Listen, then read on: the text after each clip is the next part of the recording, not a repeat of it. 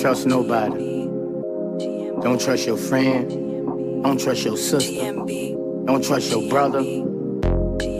Don't even trust your mama or your father or your grandmother or your grandfather. Trust nobody. Don't trust your girl or your girlfriend. Period. What's up, everyone? Elan Jones here. Welcome to part 2. I want to give a disclaimer before I go any further. In both parts of this video, I am not being subliminal. I'm not taking shots at anybody, nor do I intend to offend. These are observations. So let's get into the reasons why Jennelle Eliana wouldn't be as well received on Black YouTube. Number 1, you have to be whack. I'm going to try to explain this in layman's terms. You're easier to digest if you're whack. You're not threatening to anyone if you're whack. You do not affect anyone's ego if you're whack. What makes someone whack? Look, I can't break that down, but it doesn't necessarily have to deal with personal preference. There is a such thing as being objectively whack. People are going to get defensive. They're going to call me whack for saying this, but I'm not concerned with that. To reference part 1, I am a good person with good work ethic. I'm doing the best I can. I'm happy with the work I am able to do, and hopefully it can benefit society. So moving on, remember the Black community's preference is similar or downward comparisons. Remember how upward comparisons make people feel sometimes. Lesser than, insecure, ashamed, down on oneself. So we would rather make downward comparisons to feel better about ourselves, or similar comparisons, which would be in the form of supporting people who are like ourselves. Am I calling Black people whack for supporting similars? Well, it depends on who you support, why, and how. And I'm going to give my opinion here. The whacker you are, the more successful you'll be on Black YouTube. It's because these people are not threatening. They make the audience feel comfortable because they're whack. And if you want to say something controversial, you need to be whack. You better be whack. There's no Lauren Chen's becoming successful on Black YouTube. And quirky or offbeat doesn't fare very well here either. The sassy Black girl stereotype works best. A lot of popular content creators who are only on Black YouTube who become really successful are either whack or they're manipulative and hateful propagandists or scammers. And most of the time, whack at the same time. I only know a couple of people on here who are not whack, but still manage to be successful. Very rare. But then again, I'm still discovering YouTubers in this sector, and I don't know everybody who's out there. So Jennelle Eliana is clearly not whack. In the first video, I mentioned her accomplishments and qualities. This is something that not just anyone can do or be. She earned what she has, even though she just got here on YouTube. She legitimately appeals to people. But what else would stand in her way? Number 2, you have to look a certain way. What you won't see much of are successful, baby-faced, size 2, model features, real hair, and in this climate biracial, women who are on Black YouTube. It's not necessarily only because this image is threatening, but because of struggle bonding, which some people call trauma bonding or trauma bonds. Forming struggle bonds is something Black people do a lot, and this is mainly so people know they can trust you. If you look a certain way, Black people won't believe that you have struggled, and this image is usually on the more aesthetically pleasing side. People with softer features aren't as accepted by the Black community, and especially by Black women. Life as a Black woman is known for its hardships and struggles, and it created this dysfunctional dynamic where we derived a sense of pride from that. So we want to see that in other women in order to accept them and know we can identify with them. That's fine for men, but not so much for women. This is very macho. And if you look a certain way and also had a hard life or a history of trauma, abuse, poverty, etc., and you try to prove this to these Black people, they don't accept it because they can't see it. And their true bias comes out when they blatantly dismiss your struggle and gaslight you. Even though Eliana has her struggle stories, it wouldn't matter to Black people because aside from the way she looks, She just got here. People would think you haven't been doxxed. There's no smear campaigns against you. You haven't been in a YouTube beef. You didn't put in as much time as me. Therefore, you haven't struggled enough for me to support the success you don't deserve because you haven't earned it. So nowhere on face or body equals no struggle. Soft features, smaller features equals no struggle. Clear, radiant skin equals pure, innocent, healthy, went through life unscathed, and that equals no struggle. No struggle, no trust. I don't trust you if you haven't struggled like I have. Very self-centered.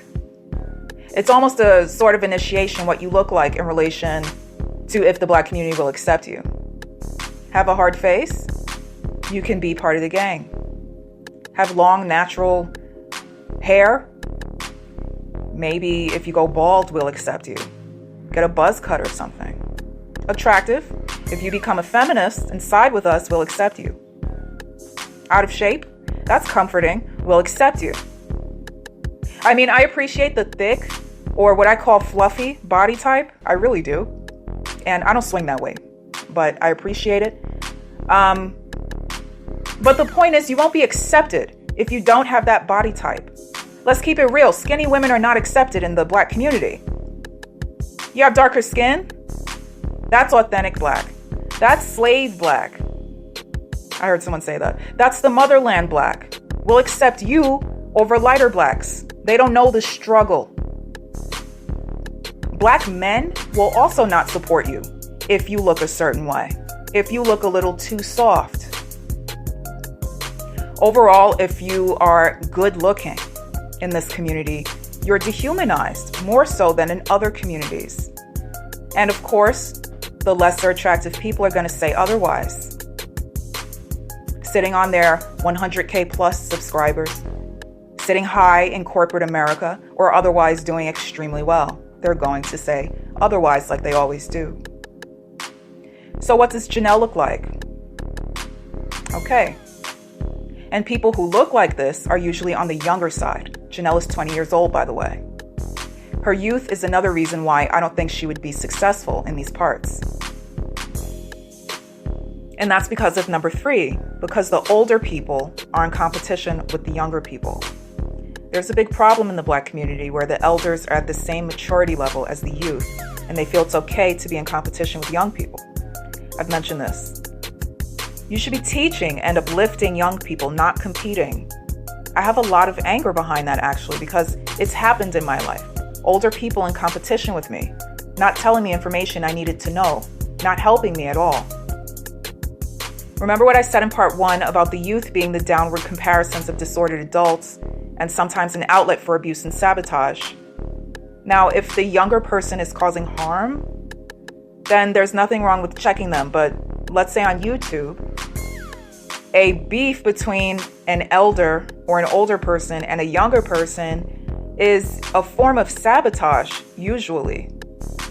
If some unfortunate news came out against Jennelle, there would be a bunch of 40 plus something year old women gossiping about it on here, and people in the comments talking about, I don't care, she's a grown woman, she's 20 years old. That's not a grown woman. It's not. Some people think that grown is 18. It's not. That's a year from 17. And 17 is a year from 16 years old. That's really young. You know that they're not on your level. And you're grown. You're grown. You're in your 40s. And she's learning things for the first time, experiencing things for the first time. You don't give younger people an opportunity to be. You don't give younger people an opportunity to fail. You're supposed to be the support. You're supposed to have that role at this point in your life, but some people do not. So I don't think she would be very supported by the elders on Black YouTube. So I thought, what else could block her support from other Black people? And I thought about scarcity. Number 4, scarcity of success for Black people. Is this actually a legitimate thing, or is it an illusion? I thought long and hard about that one, and I'm still thinking about this one. I can understand it being a real thing outside of the Black community, I suppose. like black people competing within a white society, but black YouTube is ours. So would the same dynamic apply? We have ownership of everything on black social media, so why can't more than one person be on top? If black YouTube is for us, by us, there should be room for everybody. But I can predict discrimination and attempts at sabotage happening to Jennelle for another reason here. Queen Bee Syndrome, which is defined as the phenomenon of women discriminating against other women in the workplace, particularly as they rise in seniority. Queen Bee Syndrome occurs when women use their social intelligence to manipulate relationships or damage colleagues' reputations and can be the biggest hindrance to women advancing in the workplace. Queen Bee mischief manifests in ways that can have lasting negative effects on individual careers and entire organizations. Once again, people with ego issues ruining life for everybody. There were studies done about this phenomenon, which nobody did anything with the data because nobody checks egotistical women. But the following is from an excerpt of one of them. Quote, "Queen bees are women who treat colleagues in a demoralizing, undermining, or manipulative manner. They are adult versions of the mean girls from high school. They often prevent other talented, up-and-coming women from advancing in the workplace. The stats, well, end quote.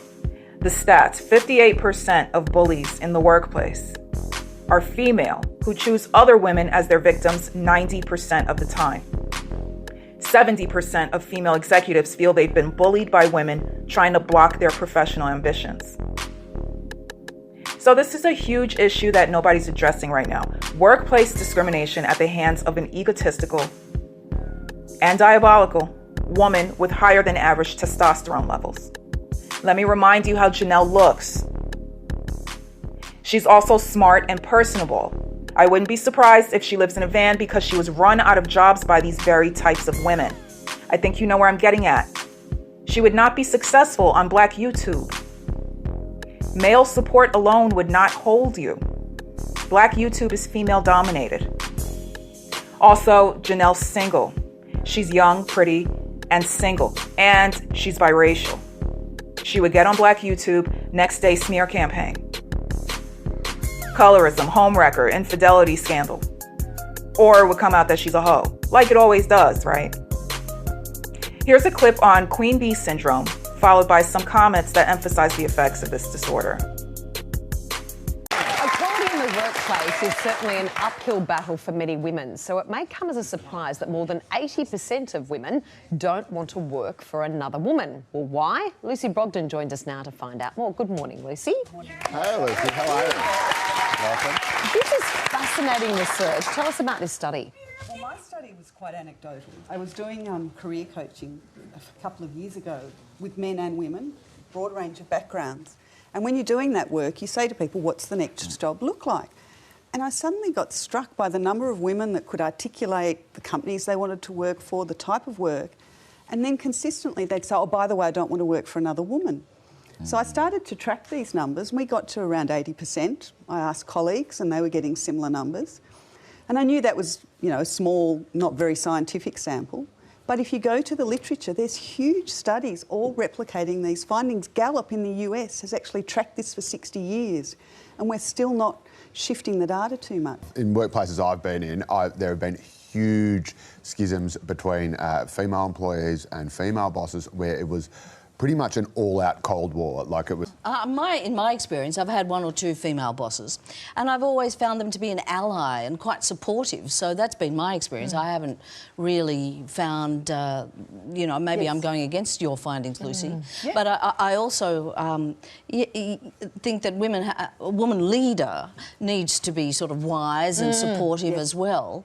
And so perhaps, I don't know, as you say, once they get to that position, they become really protective of it. And that the data does bear that out. And I think, I'm always mindful of Madeleine Albright's great comment, there's a special place in hell for women that don't look after other women. I love that quote, because I think as a woman, that comes with a responsibility to look after other women around you. So instead of pulling that ladder up behind, as some women bosses do, I think it's really incumbent on all of us to look at our journey, acknowledge the struggles, and some women really sacrifice to get to their positions. Acknowledge that sacrifice, celebrate their success, but at the same time realise it's not actually character building to make the struggle the same for everybody.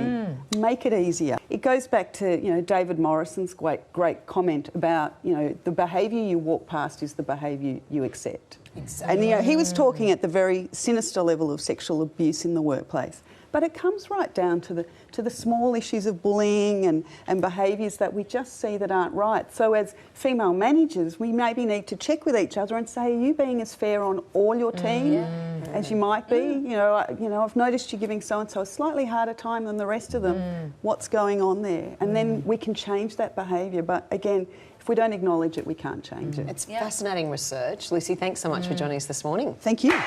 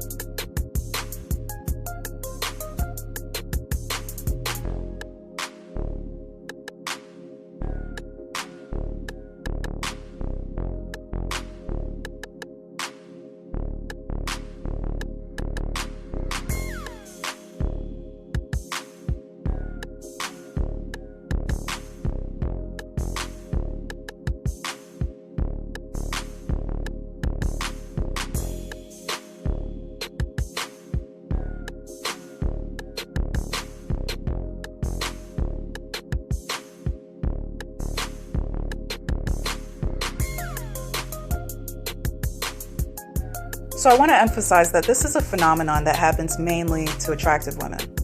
Men who are listening, if you have an attractive wife or girlfriend, please understand what she has to deal with at work and support her. If you can, take her out of the workforce if she's not happy. We can see the queen bee syndrome dynamic in our communities, we can see it in the media, and we see it on social media. I'm convinced that the only people on Black YouTube that would be willing to give Jennelle a chance are the light-skinned colorism channels or that community. Number 5, you have to be cookie cutter or you can't go against the grain.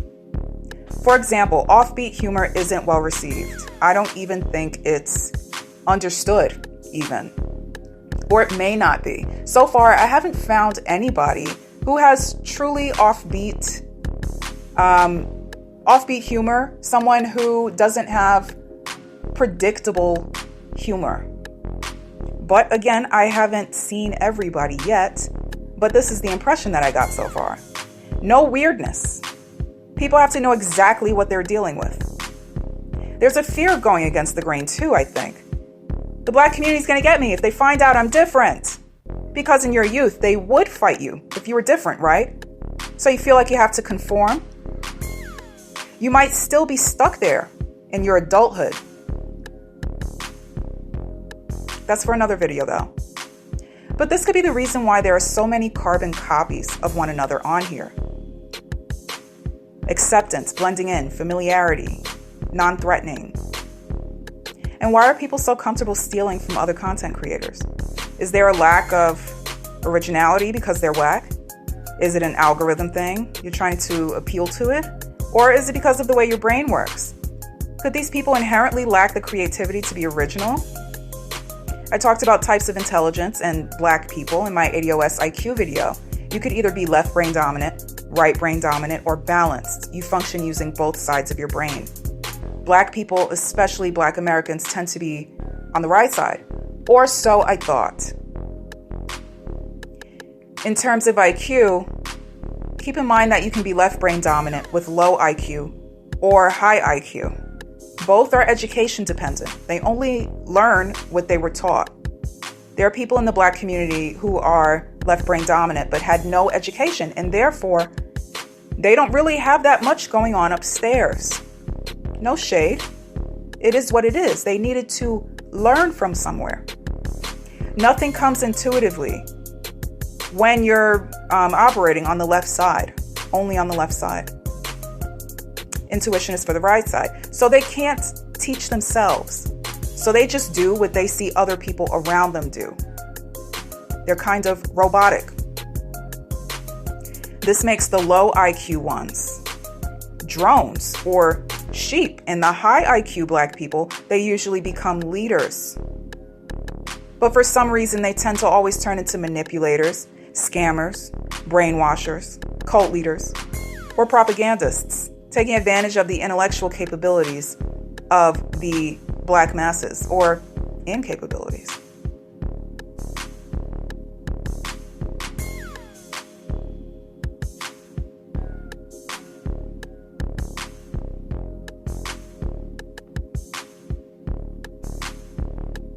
So this is actually a big reason why I advocate for institutional learning, i.e. college, so much, formal instruction. Because these people don't have the intuition and oftentimes resources or opportunities to teach themselves everything they need to know. They are education dependent, like I said. They have to learn it from somewhere. College, learning from an institution of some sort, would make way for independent thought for these people. People who don't believe in college are usually fortunate left brain dominants who were lucky enough to have access to what they had access to. Not everybody can do what they do. If these types of people don't go to school, they'll remain easily brainwashed drones.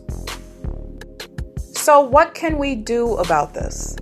How can we work on our bias so that all Black people can have opportunity? Can we even work on our bias? Well, as we know, there's no clear-cut way to fix the Black community's issues yet, but I think awareness is the first step. And as far as social comparisons, gratitude is suggested for people who are plagued by envy. But as for everything else, you would have to think about how you can keep yourself okay as an individual. My suggestion is to only associate with similars, actually.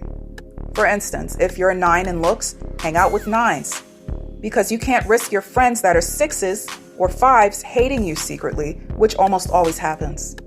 If you're slim, have slim friends, because your overweight friend might feel some type of way, even though she may never reveal that. If you are intellectually gifted, have friends who are on your level so that you can be understood and connect well and be challenged. I'm all about being equally yoked, personally. In my opinion, that's the only way to stay safe in the Black community. Hanging out with people who are like you, minimizing feelings of envy, which cause people to do very bad things.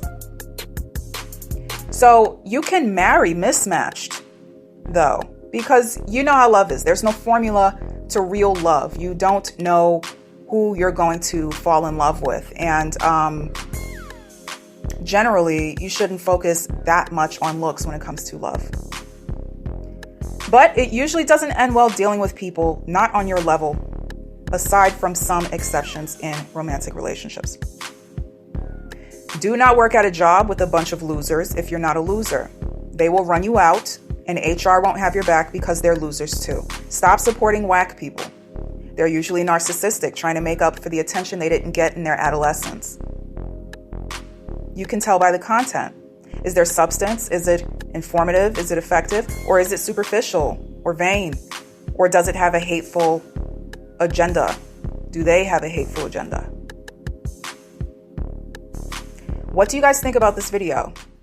How do you feel about Jennelle's success? Let me know what you think in the comments. That's all I have for today. I'll catch you in my next video.